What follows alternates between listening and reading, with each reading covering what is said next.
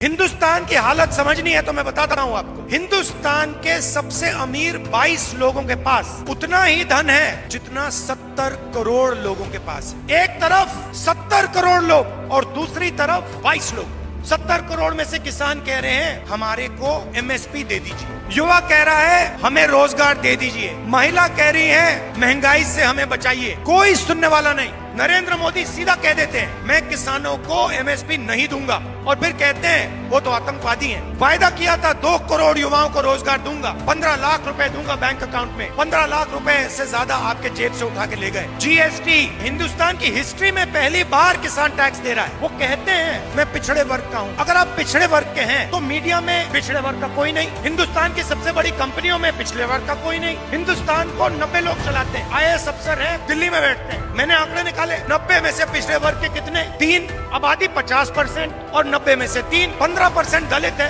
100 रुपए में से 1 रुपए का निर्णय दलित अफसर लेता है। आदिवासी 8%, 100 रुपए में से 10 पैसे आदिवासी अफसर लेते हैं। तो कौन सी पिछड़ों की सरकार है? कौन से दलित की सरकार है? कौन से आदिवासी की सरकार है? कौन से गरीब जनरल कास्ट की सरकार है? उनका तो आप कर्जा माफ नहीं करते, उनका आपने 1 रुपया कर्जा माफ नहीं किया। किसानों का कहीं भी आप कर्जा माफ नहीं करते, मजदूरों का कहीं नहीं करते आप। किसान का बेटा शिक्षा के लिए बैंक लोन लेता है, उसका कर्जा माफ कभी नहीं होगा, मगर अदानी अंबानी जैसे लोगों का 16 लाख करोड़ रुपए हो जाएगा।